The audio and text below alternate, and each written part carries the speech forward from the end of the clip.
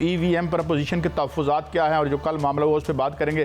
बैरून मुल्क क्या मुकीम Pakistani vote cast कर सकेंगे? अगला इलेक्शन इलेक्ट्रॉनिक वोटिंग मशीन पर ही होगा या कुछ मुश्किलात होगी? और ख़ास तौर पर हम आखिर में बात करेंगे स्टेट बैंक का जो लॉ पास हुआ है उसकी आखिरी 2 शिकें आज मैं पढ़ के सुनाऊंगा और अपने मेहमान मोअज़्ज़ज़ दोस्तों से पूछूंगा क्या वाकई हमने कंप्रोमाइज़ कर दिया है। मगर इस वक्त हमारे साथ एक इंतहाई आम शख्सियत जनाब वफाकी वज़ीर बराए साइंस और टेक्नोलॉजी शिबली फराज है। Thank you very much for your time Shibli साहब। पहले तो मुबारक हो कि कल देखने हम भी गए पर तमाशा ना हुआ, यानी आपने जो हुआ एक कामयाबी हुई आपको। मगर अब मसला ये है कि अब जब कामयाबी हो चुकी है तो आज अभी मुझे बड़ी साहब बता रहे थे, बयान आया कि जनाब बड़ी मुश्किलात होंगी हम रास्ते में। ये जो आपका इलेक्शन कमीशन है 2.5 खरब रुपए चाहिए, 250 अरब रुपए पैसे दे पाएंगे, तहफ़्फ़ुज़ात दूर पर कर पाएंगे, तमाम इलेक्शन EVM पे होगा या जुज़वी होगा? जनाब शिबली फराज साहब।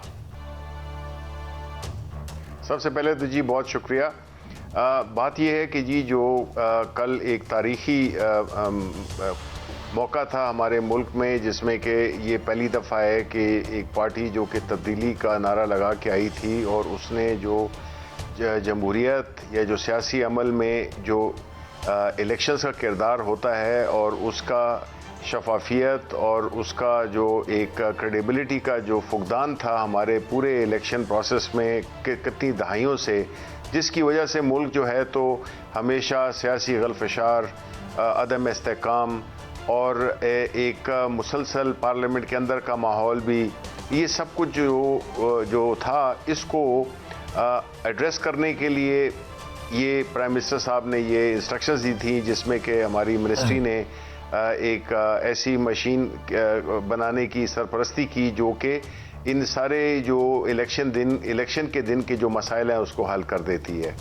अब इसमें ये अफसोस है कि अपोजिशन पार्टीज़ ने बग़ैर मशीन को देखे हुए, बग़ैर ये कोशिश या ये तजस्सुस को दूर करने के लिए भी ये कोशिश नहीं की है कि वो इस मशीन को कम से कम देख सकें। हालांकि हमने उनको कई दफ़ा बुलाया भी, उनके साथ कई दफ़ा हमने राब्ते भी किए, चाहे वो मीडिया के थ्रू हों, मीडिया पे टॉक शोज़ में, तो उन्होंने बस मुखालिफत बराए मुखालिफत का एक माहौल बनाया हुआ था जिससे कि आज उनका ये हक ही नहीं बनता कि वो इस पे कोई बात कर सकें, क्योंकि उन्होंने तो मशीन को इसके लिए अपनी जहनी और जो आँखें थी वो बिल्कुल बंद कर दी थी। तो अब हुकूमत ने तो आगे जाना है, बिकॉज़ हमने तो ये तय किया है कि हम वो करेंगे जो मुल्क के लिए बेहतर हो, सियासत के लिए बेहतर हो, इकॉनमी के लिए बेहतर हो, और पार्लियामेंट में वो लोग आएँ जो कि बग़ैर किसी कंट्रोवर्सी के हों। अच्छा भट्टी साहब आप करेंगे या आप बात करने पर? अच्छा, एक तो शिबली फराज साहब आपको मुबारक हो कि आपकी हुकूमत ने पहला वादा जो ओवरसीज पाकिस्तानी 9 इलाकों से किया था वो पूरा हो गया। उनको क्या वो अपोजिशन कह रही है हम उन्हें वोट नहीं डालने देंगे। आज सेक्रेटरी इलेक्शन कमीशन ने भी खदशात का इजहार किया है। क्या आपकी मशीन में ऐसा क्या करंट है कि अपोजिशन आपके लोग इत्तेहादी भी नाराज थे, वो मान गए और 31 बिल मंजूर करा लिए? क्या आप समझते हैं क्या इलेक्शन कमीशन की तमाम रिक्वायरमेंट पूरी कर पाएंगे आप जो उनमें खदशात है?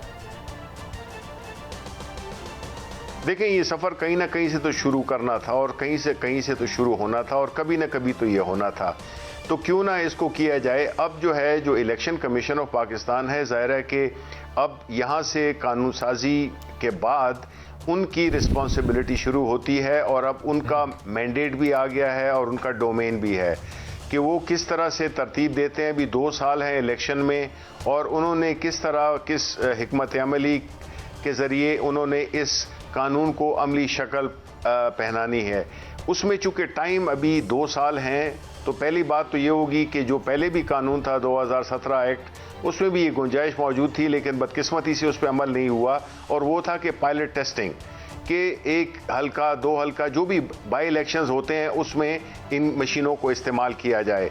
अब मुझे ये इस बात का वो है, मुझे इस चीज़ का अंदाज़ा है कि अभी इलेक्शन कमीशन जो आने वाले कोई भी बाई इलेक्शन होगा तो उसमें वो मशीनों को इस्तेमाल करेंगे और इसकी साथ साथ अपनी जो तजुर्बा है, अपनी जो एक्सपर्टीज़ हैं उसको भी बेहतर करेंगे और मशीन की भी टेस्टिंग हो जाएगी कि ये हमारे हालात में किस तरह से काम करता है। अच्छा, ये एक सवाल मलिक साहब, इजाजत है आपकी? इजाजत है, बड़ी 250 अरब रुपया एक तो आपने देना है, और उसके बाद जो उनके जो तहफ़्फ़ुज़ात 34 के करीब हैं, और ख़ास तौर पर नादरा पर बड़ा एतराज़ है उनको कि जी नादरा को आप हमारे इख्तियारात दे रहे हैं। तो अब तो ये क्वेश्चन मेरे ख्याल में ख़त्म हो गया जब आपका लॉ आ गया। और पैसे दे पाएंगे आप? देखिए जी, पहली बात तो ये कि पैसों का पता नहीं ये फिगर किसने कहाँ से निकाला। अभी तो इलेक्शन कमीशन ऑफ पाकिस्तान ने इसके लिए टेंडर करने हैं, और जो भी उनकी रिक्वायरमेंट्स होंगी उसी की बुनियाद पे वो मशीनें की जो कीमत है उसका तयन होगा। तो अभी से 250 अरब रुपए की बात कर देना मेरा ख्याल है कि ये मुनासिब नहीं होगा।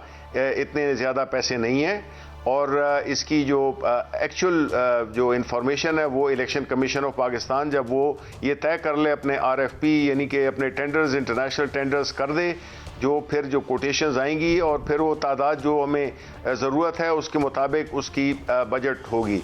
लेकिन मैं ये समझता हूँ कि देखें जी, चाहे वो 250 का फिगर तो मेरा ख्याल है कि इसमें मुबालगा शामिल है, लेकिन जो भी इसकी कीमत हो, आप ये देखें कि इस कीमत से हमारे मुल्क में फ़ायदा क्या होगा। आप देख रहे हैं कि पिछली पीपल्स पार्टी की हुकूमत थी, उन्होंने भी इलेक्शंस पे एतराज़ उठाए, हमने भी उठाए नून की कामयाबी पे। अब नून हमारी इलेक्शन पे सवालात उठाती रहती है, और एक मुसलसल ये एक नैरेटिव बनाया गया है कि जी जो भी हुकूमत आई है वो धांधली के ज़रिए आई है।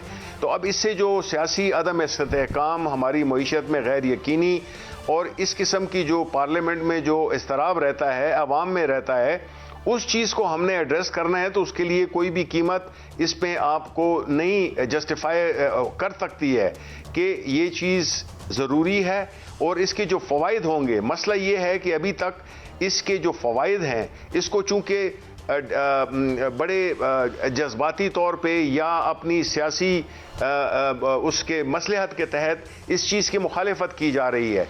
तो वो जब आप अपना जहन जब जो पॉलिटिकल पार्टीज़ हैं, ख़ास तौर पे अपोजिशन, क्योंकि जो अलाइड पार्टीज़ थी उनको तो हमने उनके हर सवालात के जवाब दिए, उनकी पूरी तसल्ली हुई, तो तब उन्होंने हमें सपोर्ट किया। शुरू में उनके भी थे, लेकिन फ़र्क क्या था? फ़र्क ये था कि उन्होंने अपने आप को अवेलेबल किया, और उन्होंने जेन्युइनली इस मशीन को समझने की कोशिश की, पूरे प्रोसेस को समझने की कोशिश की, और वो सेटिस्फाई हो गए।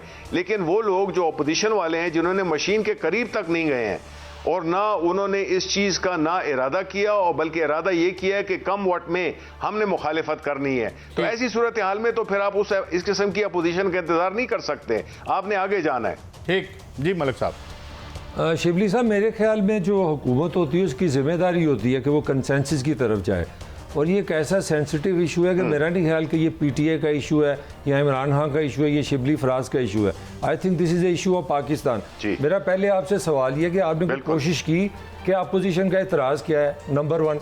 नंबर 2, आपने कोई ऐसी कोशिश की, कोई ऐसी कोई थर्ड पार्टी ढूंढी जाए, ऐसा कोई एक्सपर्ट ढूंढा जाए, ऐसी कोई इंटरनेशनल IT की एक्सपर्ट ढूंढा जाए जो इसको बताए कि ये मसला है क्या, ये मशीन है क्या, और ये चलती कैसे है।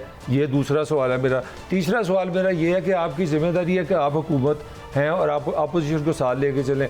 आप आज का वज़ीर इत्तलात आज हमें ट्वीट कर रहे हैं कि जी आप अदालत भी ना जाएं, आप स्पीकर के पास जाएं, तो डू यू थिंक कि आप ट्वीट के साथ अपोजिशन को साथ लेके चलेंगे?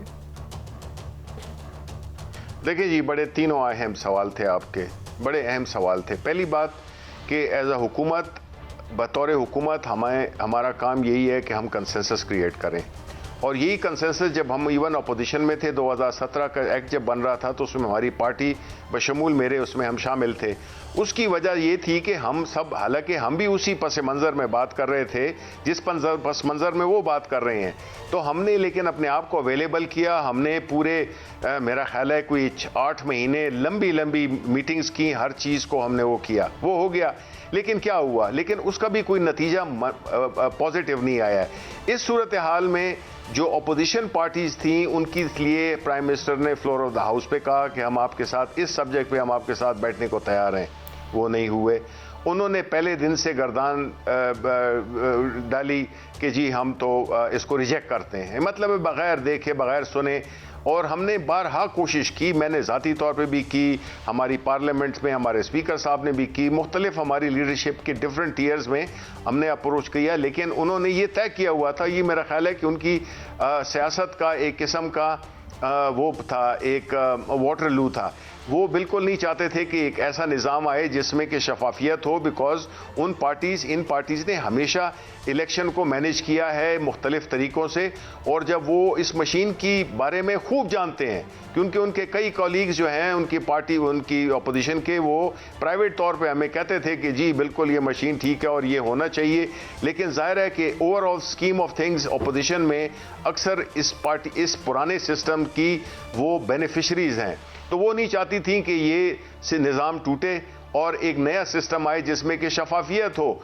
तो इसलिए उन्होंने हर तरह की मुखालिफत की, हमने हर तरह के लोगों को बीच में डालने की कोशिश की, लेकिन उन्होंने तो ये तय किया था कि ये उनकी सियासी मौत होगी अगर उन्होंने इस पॉइंट पे ईवीएम्स के या इंटरनेट वोटिंग में सपोर्ट किया गवर्नमेंट को। तो इसलिए ये सवाल उनसे पूछा जाना चाहिए कि आया आपको अप्रोच किया गया, आया आप क्यों नहीं गए, क्या वजूहात क्या थी, किस वजह से आप ये इस चीज़ पे मुसलसल अड़े हुए थे कि जी हमने बात इस चीज़ पे, सब बातों पे बात कर लें, इन 2 सब्जेक्ट्स पे हमने बात नहीं करनी। ये तो एक स्टैंडर्ड पूरे मीडिया के ज़रिए भी सबको पता है कि उनकी ये पोजीशन थी। तो इसलिए ऐसी सूरत हाल में हम क्या करते, या तो ये है कि हम इसी का इंतज़ार करते, बिकॉज इस पूरे प्रोसेस में 6 से 8 महीने, क्या 1 साल गुजर गया, ज़ाया हो गया, और अपोजिशन का मकसद ही यही था कि इस चीज़ को इतना लटकाया जाए। आपने देखा नहीं है कि पार्लियामेंट में कल वो तकरीरें कर रहे थे कि जी हम तो बैठने को तैयार थे, अब जब चिड़ियाँ चुग गई खेत तो अब क्यों आप वो ऑफर कर रहे हैं।